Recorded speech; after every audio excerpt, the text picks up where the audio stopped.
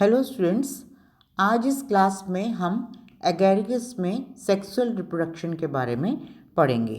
कल हमने agaricus part 1 में एगेरिकस के इंट्रोडक्शन, इसकी संरचना के बारे में हमने और जो है इसमें वेजिटेटिव रिप्रोडक्शन कैसे होता है और अलैंगिक जनन कैसे होता है ये कवर किया था। आज जो चैप्टर पढ़ेंगे उसमें सेक्सुअल रिप्रोडक्शन यानी एगेरिकस में लैंगिक जनन के बारे में पढ़ेंगे। आपको ये फर्स्ट पॉइंट देखिए, यहाँ लिखा हुआ है कि एगेरिकस में अधिकांश जातियाँ जो हैं विषम थैलिक होती हैं और केवल एगेरिकस बाइस्पोरस जो जाति है ये होमोथैलिक होती है।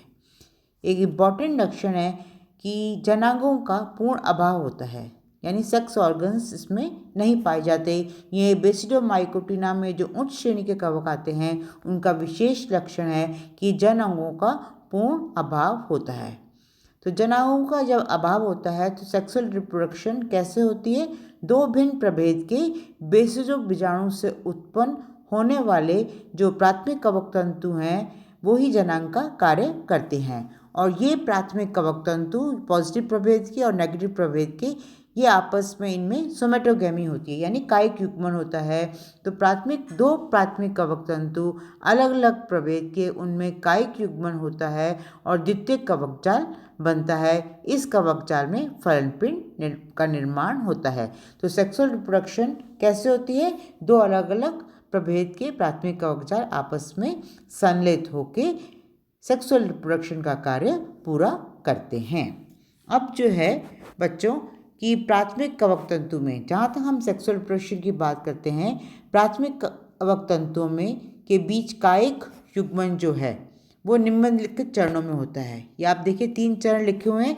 प्लाज्मोगेमी फर्स्ट लिखा हुआ है, सेकंड लिखा हुआ है कैरियोगेमी और तीसरा लिखा हुआ है मियोसिस यानी अर्धसूत्रण।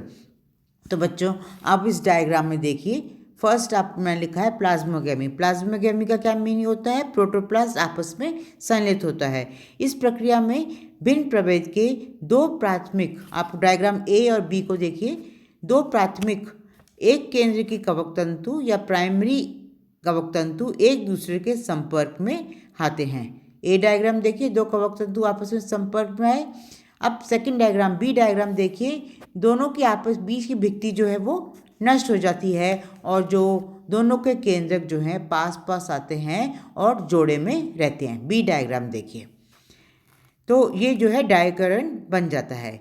इस द्विकेंद्रिक कोशिका में उत्तरोत्तर विभाजन के फलस्वरूप एक द्विकेंद्रकी कवक तंतु डायकैरियोटिक हाइफा का विकास होता है। अब ये सी आप देख लीजिए, सी जो है इसमें जो कोशिका है इसमें दो केंद्र दिखाई दे रहे हैं। तो बच्चों ये कोशिका जो है बार बार डिवाइड और रीडिवाइड करती है और इसके द्वारा डायकैरियोटिक कोशिका का या डायकैरियोटिक हाइफी या डायकैरियोटिक कवक तंतु का निर्माण होता है। और कैसे होता है ये मैंने आपको जब सेल डिवीजन ऑफ बेसिडोमाइकोटिना पढ़ाया था तो उसमें बताया था, क्लैंप बंधन द्वारा जो है एक डायकैरियोटिक कोशिका से कैसी दूसरी डायकैरियोटिक कोशिका का निर्माण होता है। तो बच्चों ये तो हुआ प्लाज्मोगेमी द्वारा डायकैरियोटिक कवक तंतु का निर्माण हो गया। अब इस डायकैरियोटिक की कवक तंतु की प्रत्येक कोशिका के अंदर दो केंद्रक हैं, एक पॉजिटिव प्रभेद का और नेगेटिव केंद्रक, एक नेगेटिव प्रभेद का। इसके बाद सेकंड स्टेज जो मैंने लिखी है, क्या लिखी है बच्चों? केंद्रक संलयन यानी कैरियोगेमी। इस प्रक्रिया में डायकैरियन जो है उसके दोनों केंद्रक जो है संलित हो जाते हैं, दोनों केंद्रक जो है संलित हो जाते हैं, जिसके फलस्वरूप डिप्लॉइड यानी द्विगुणिक केंद्रक जो है उसका निर्माण होता है। और ये ध्यान रखना कि ये जो कैरियोगेमी है ये एक विलंबी प्रक्रिया है। तीसरा स्टेप मैंने बताया था, कैरियोगेमी के बाद जो है अर्धसूत्री विभाजन होता है, जिसके फल और ये जो केंद्रक संलयन के तुरंत बाद मैंने बताया कि अर्धसूत्रण विभाजन होता है बेसिडियम में बनने वाले, जिसके फलस्वरूप बेसिडियम में जो है 4 बेसिडो बीजाणु का निर्माण होता है। ये आपको मैं नेक्स्ट उसमें 2 या 3 पॉइंट्स के बाद आपको समझाऊंगी। तो ध्यान रखना कि लैंगिक जनन में सबसे पहले प्लाज्मोगेमी होता है, यहाँ आपको ए बी डायग्राम दिखाया। प्लाज्मोगेमी के बाद कैरियोगेमी होता है, कैरियोगेमी के बाद अर्धसूत्री विभाजन होता है। यहाँ मैंने आपको बता दिया कि डायक्रैटिक कवक तंतु का निर्माण हुआ है। अब आप देखिए ये पॉइंट देखिए, डेवलपमेंट ऑफ बेसिडियोकार्प। यानी एगेरिकस में आपको बताया था कि फलन पिंड को दो भागों में डिवाइड करते हैं बेसिडियोकार्प को, एक तो स्टाइप और पाइलियस। अब ये पूरा आप देखिए डेवलपमेंट ऑफ बेसिडियोकार्प कैसे होता है। आपको बताया कि भूमि के नीचे डायक्रैटिक कवक जाल होता है, तो भूमि से पर्याप्त मात्रा में भोजन पदार्थों का अवशोषण करने के पश्चात जो द्वितीय कवक जाल होता है वो बेसिडियोकार्प यानी फलन पिंड का निर्माण करता है। सबसे पहले क्या होता है, ये भूमिगत कवक तंतुओं के ऊपर जो है एक श्वेत, आप देख रहे हो सफ़ेद रंग की छोटी सी गांठ जैसी संरचना उत्पन्न होती है। धीरे धीरे ये संरचना जो है दीर्घवृत्ताकार हो जाती है। इस अवस्था में इस संरचना को हम कहते हैं बटन स्टेज। आप देखिए डायग्राम ए में कि नीचे की तरफ कवक तंतु है और उसके ऊपर भूमि के ऊपर जो है छोटी सी गांठ आपको दिखाई दे रही है, और ये जो स्टेज है ये बेसिडियोकार्प की बटन अवस्था कहलाती है। ए डायग्राम आप लोग देखिए। अब इसके बाद अगर इस बटन को हम काट इसका सेक्शन लेंगे तो हमें आधारीय कंदिल भाग जो है इसका वृंत जो स्टॉक में डेवलप होगा तथा शीर्षस्थ अर्धचंद्राकार भाग क्षेत्र जो है वो दिखाई देगा, और ये अर्धचंद्राकार भाग जो है ये पाइलियस का निर्माण करता है। तो स्टूडेंट्स अब जो है ये बटन अवस्था हुई। बटन अवस्था का आपको सेक्शन काटने से ही पता चल जाएगा कि ऊपर नीचे का भाग जो है स्टाइप होता है, ऊपर का भाग जो है पाइलियस कहलाता है। अब जो है छत्रिका वंत, ये डायग्राम देखिए, छत्रिका वृंत जो है यानी स्टाइप जो है, स्टाइप और छत्र की संधि पर एक वलयाकार गुहिका विकसित होती है। ये डायग्राम आप देखिए बच्चों।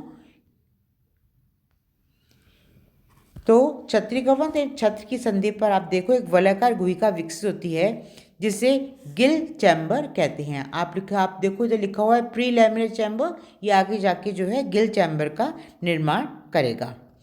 यह कक्ष इस क्षेत्र में विकसित कवक तंतुओं के एक दूसरे से दूर हटने के कारण बनता है।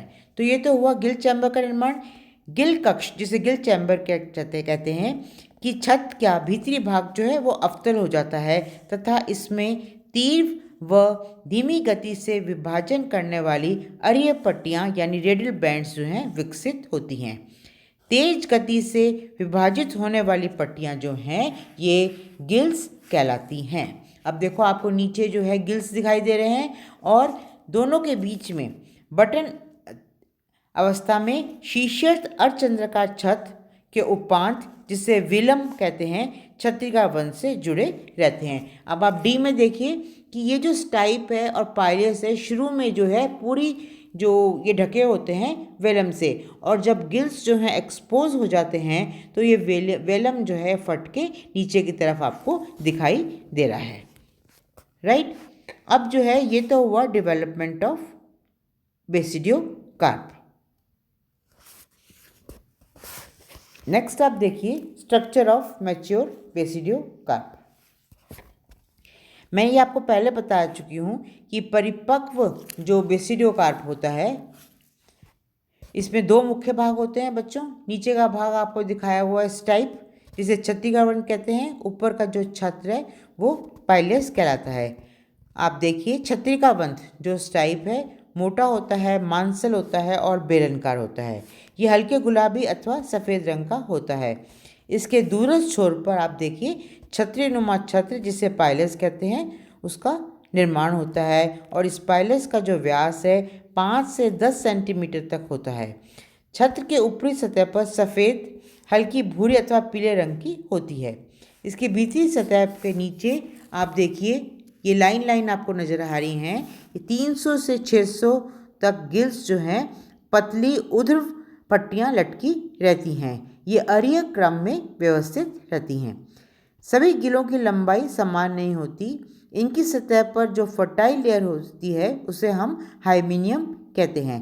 शिशु अवस्था में गिल जो हैं हल्के गुलाबी रंग के होते हैं, परंतु परिपक्व बेसिडियोकार्प में इनका रंग जो है भूरा हो जाता है। व्रंत छत्र की केंद्र से जुड़ा रहता है। व्रंत पर छत्र के नीचे लटकी हुई विलंब के अवशेष, जिसे हम एनुलस कहते हैं, वो हमें दिखाई देते हैं। तो बच्चों, ये तो हुआ स्ट्रक्चर ऑफ मैच्योर बेसिडियोकार्प, यानी बेसिडियोकार्प की संरचना क्या है। तो ये केवल एक्सटर्नल स्ट्रक्चर बताया। इसके बाद हम पढ़ेंगे कि इसका इंटरनल स्ट्रक्चर यानी आंतरिक संरचना इस फलन पिंड की कैसी होती है। तो इसकी जो आंतरिक संरचना है, इसको 3 भागों में हमने डिवाइड किया है। Internal structure of basidiocarp. सबसे पहले हम नीचे का भाग लेते हैं कि छत्रिका व्रंथ की जो है अंदर की संरचना कैसी होती है। आप देखिए ये डायग्राम जो है बी, आप देखिए ये छत्रिका व्रंथ का इंटरनल स्ट्रक्चर ऑफ स्टाइप है। छत्रिका व्रंथ के आंतरिक संरचना है और इसको आप डायग्राम को देखिए, इसको 2 भागों में डिवाइड किया है। अगर इसका हम टीएस लेते हैं व्रंथ का, तो इसे 2 भागों में डिवाइड किया है। बाहर का भाग कहलाता है कॉर्टेक्स और अंदर का भाग कहलाता है मेडुला। कॉर्टेक्स क्षेत्र में ये परिधीय क्षेत्र है। इसमें कवक तंतु सहज रूप से व्यवस्थित होकर आभासी पैरेन्काइमा उत्तक का निर्माण करते हैं। ये उत्तक छत्रिका व्रंथ का कॉर्टेक्स निर्माण करता है। अंदर का भाग हुआ मेडुला। तो व्रंथ के केंद्र में उपस्थित कोशिकाओं के बीच बड़े बड़े अंतरकोशिका अवकाश है। मेडुला के अंदर जो कोशिकाएं हैं उसमें बड़े बड़े अंतरकोशिका अवकाश हैं, यानी इंटरसेलुलर स्पेसेस दिखने को मिलते हैं। तो 2 भाग में व्रंथ जो है डिवाइडेड है। बाहर का भाग जिसमें कोशिकाएं जो हैं बिल्कुल पास पास है वो कहलाता है कॉर्टेक्स और अंदर का भाग कहलाता है मेडुला। तो बच्चों, ये तो हुआ स्ट्रक्चर ऑफ स्टाइप यानी छत्रिका व्रंथ का स्ट्रक्चर। अब जो है इसके ऊपर आता है हम पाइलियस का स्ट्रक्चर।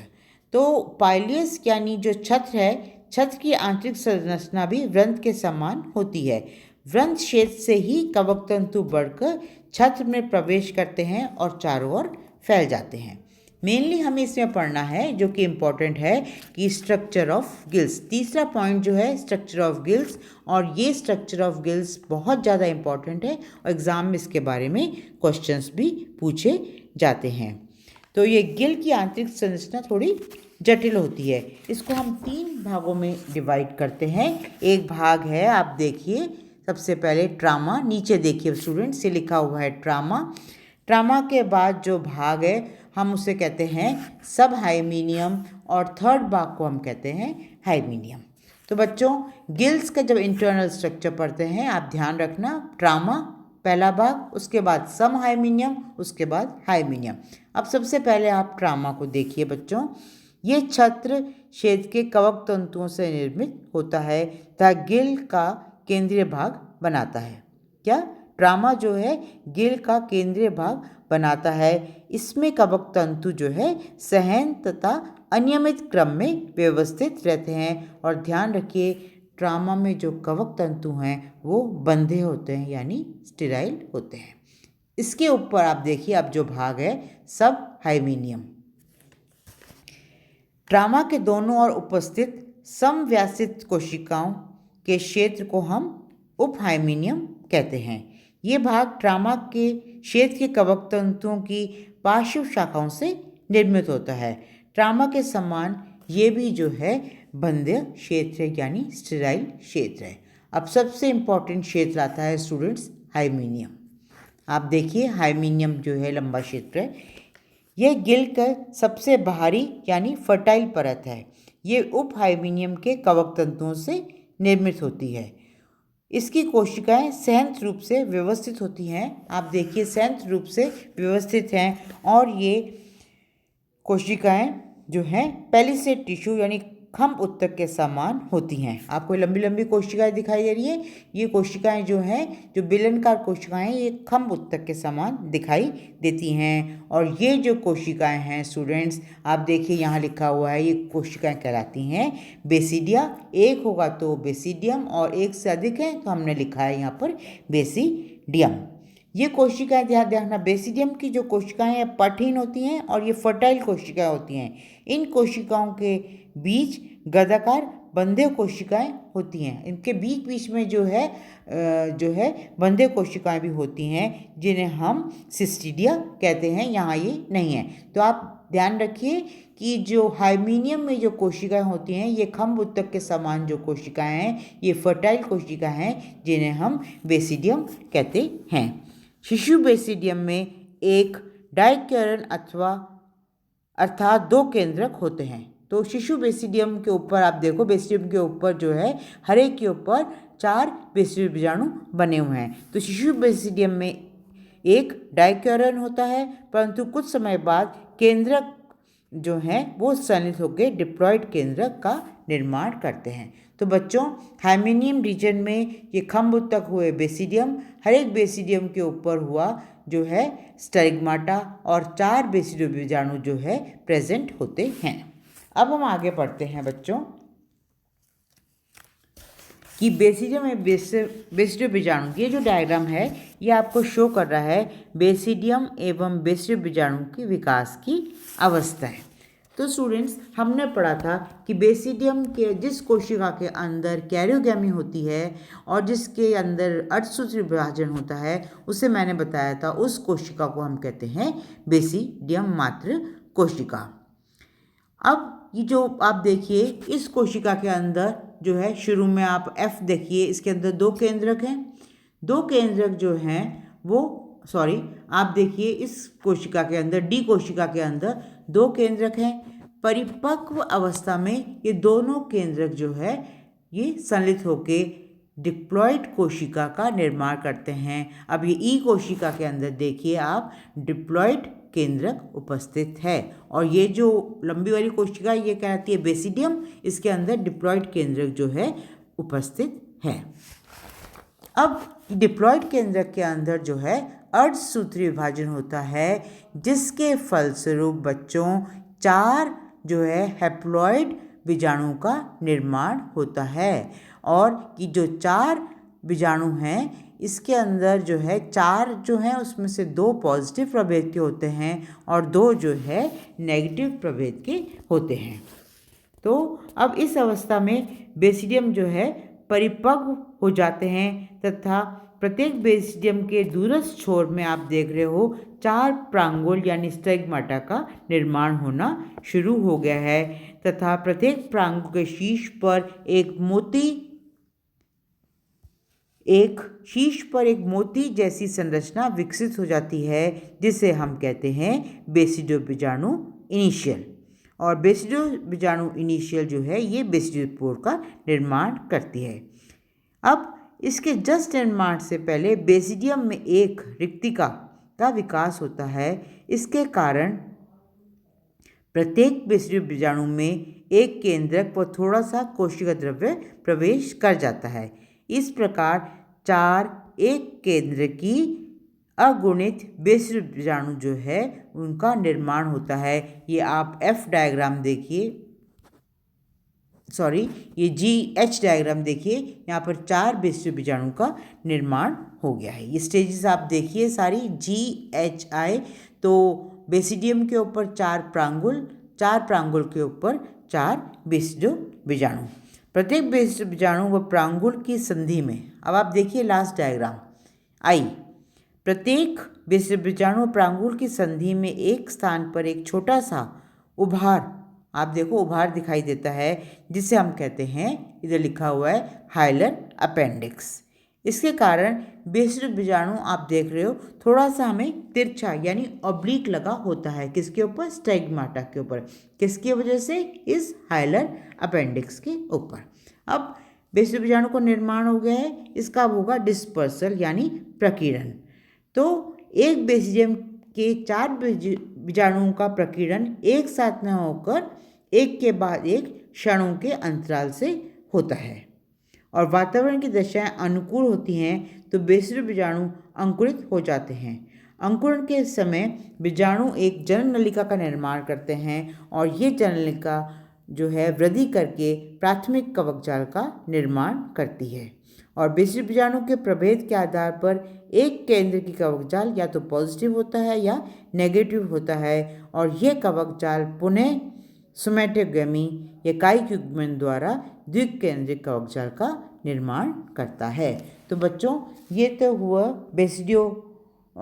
एगैरिकस के अंदर सेक्सुअल रिप्रोडक्शन। सेक्सुअल रिप्रोडक्शन में एक बार शॉर्ट में मैं रिपीट करती हूँ कि सेक्स ऑर्गन्स का निर्माण नहीं होता, तो सोमेटो प्राथमिक कवकजाल जो है एक साथ मिलके सेक्सुअल रिप्रोडक्शन का कार्य पूरा करते हैं। 3 चरण इसमें होते हैं: प्लाज्मोगैमी, प्रोटोप्लाज्मिक संलेत, कैरियोगैमी और मियोसिस। प्लाज्मोगैमी के फलस्वरूप जो है डाइकैरियोटिक हाइफा का निर्माण होता है। सेकंड स्टेज आपको बताइए कैसे बेसिडोकार्प का निर्माण होता है। इसके बाद जो है स्ट्रक्चर ऑफ बेसिडोकार्प आपको बताया कि स्टाइप और पाइलेस होता है।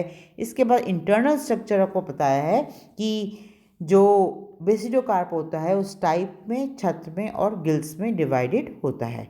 इसके बाद आपको हमने डिफरेंट स्टेजेस बताई हैं बेसिडियम और बेसिडियो बीजाणु के विकास की, और लास्ट में आपको बताया है कि बेसिडियो बीजाणु का निर्माण हो जाता है और बेसिडियो बीजाणु अंकुरित होकर प्राथमिक कवकजाल का निर्माण करता है।